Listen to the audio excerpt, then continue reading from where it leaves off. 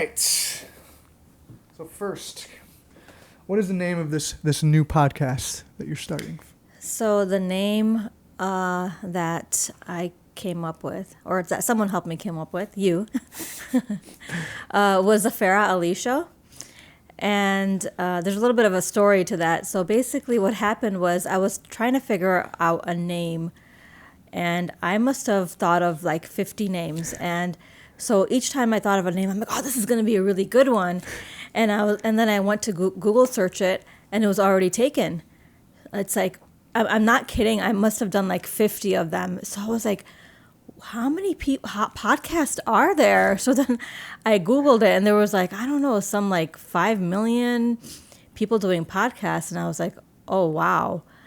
So then in conversation, it was like, well, why not just say the Farrah Ali Show? And that way, the suggestion was that you could just title it however, the topic for that special guest or whatever that topic was supposed to be. So, or not supposed to be, but whatever that topic is, I could name it accordingly. Awesome. Yeah. Who is Farrah Ali? Who are you? What makes you special and credible to host a podcast like this? So I basically am like anyone else, but I have been able to accomplish a few things.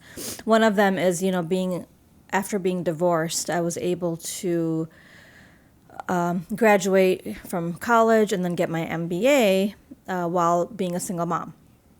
And I was also working full-time at the time and had a pretty demanding job. So while trying to juggle all that, I decided that I was going to get back or go into real estate. And I didn't know what I was doing at the time, but I ended up taking some courses. And since then, I've been able to purchase about between 50 and 60 properties in my rental portfolio. So I do flips, I do rentals, and I do wholesales as well. And so with the rental portfolio, I was able to accumulate enough passive income to be able to retire my corporate job. And that just completely freed up my time. So that's one reason, is because I have an extensive amount of experience in real estate. And owning real estate is like a business, right? Especially when you're building a portfolio.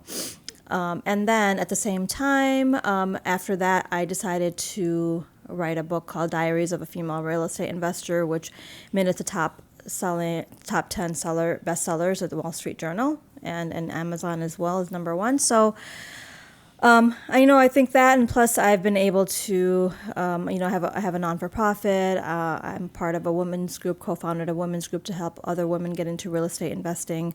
I've worked on a couple other businesses, one of them being in the HVAC industry. I know it sounds kind of odd, but yeah, I owned a heating and cooling company as well. So, just a variety of different experiences. So that's why I feel like it's something that I can help others with. Yeah, that's very cool. I didn't know about the HVAC company. That's Yeah. interesting. I mean, you don't see in women in general in that industry. Yeah. So it says a lot to who you are, the type of person you are, and that you're not afraid to roll up your sleeves and get dirty. Well, it wasn't so much that. It was more so I had people who knew the technical aspects of it, but I just ran the other part of it, the marketing and getting the leads and things like that. So it was running a business, but me technically I wasn't going out and doing installations. But you could. I think you could. I think you could knock it out knowing you thus far. Yeah. But awesome. So so you talked about having a lot of real estate. What's your net worth? What are you worth? Are you do I have to really disclose that? I don't know. It's probably upwards of 10 mil. I don't know, maybe 5 to 10 mil. Maybe I haven't completely calculated it yet. I didn't know this. I remember texting you one day and saying, "Are you a millionaire?" And you said, "I'm a multi-millionaire." Yeah. I was like, "Okay, now we're talking." Well, when you own property, right? Like all the equity goes towards your asset, and so we buy property. We buy them very low, so that we can have a good amount of equity in properties, and then also you enjoy the equity, and then you get the cash flow as well. I love it. Yeah. Again, another reason why you should trust Farrah on what she's saying on this podcast. So what inspired you to start the podcast? It's similar to what inspired me to write my book. So I had a lot of people ask me, how did you get to where you are? Whether it's investing in real estate or all of the other things that I do.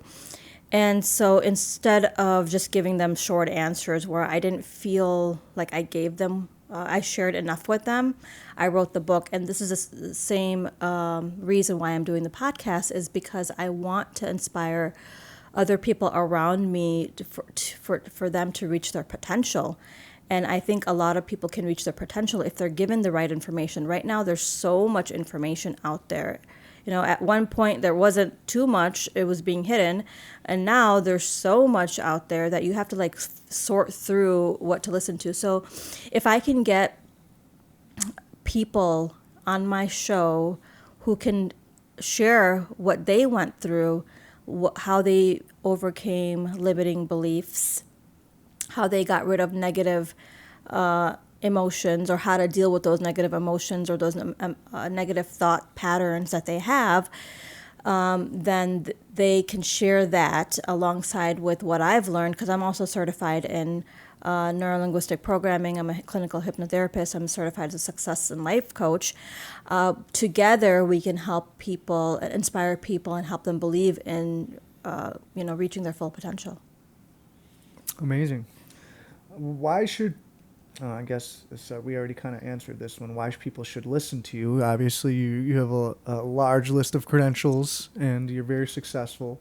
But, your podcast isn't necessarily about your businesses and your real estate success, right? It's about much more than that. Can you go into a little more detail? Yes, the podcast is going to be about the listeners. What value, what golden nuggets can they take to start taking action? This is not about just listening and then going back and doing your own thing. This is about getting people to take action, giving them step by step on how to do certain things, and especially with the mindset. There needs to be a mindset shift. So there needs to be a mindset shift, and there also needs to be reframing of the internal thoughts that go into people's minds. So the point is, let's get moving, let's get going, let's build our community. I love that. Really well said. You're crushing it, Farrah. What type of guests do you think you're going to be bringing on for this podcast? I'm going to start with, so the guests that I'm going to be bringing on, I will be starting with community leaders or community entrepreneurs first.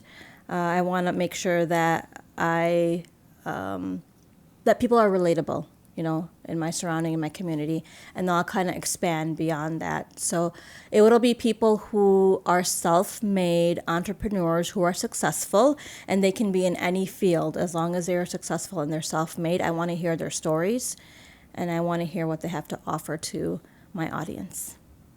Beautiful. I'm excited to listen myself. Let's talk about your services, the life coaching stuff. That's a big part of why you're starting this podcast, and the whole why behind it and the mission behind this. What are the services like? What is if someone comes to you to receive success coaching, life coaching, what can they expect? So basically, it's anyone who wants coaching and personal development, geared towards the business aspect, right? So if they want to become more financially stable, if they are wanting to move forward in their business but they're afraid, or they are hearing noise from different places that it's discouraging to them. So I will help have them overcome all of that. So the coaching basically looks like, the first thing I'll do is we'll do a discovery call just to make sure that we're a good fit, working with each other. And then after that, if we are a good fit, then the next thing will be a breakthrough session. So we'll sit down and either via Zoom or in person and kind of go through what your goals are, what's been stopping you so far, where do you want to go, 1 year, 3 years, 5 years from now. So we'll lay all that out. I will be able to assess in that time period what sort of thought patterns you're having, and what's kind of limiting you from getting to where you need to be. And then what we'll do with each session afterwards, we'll meet once a week. It'll be a phone call or on Zoom.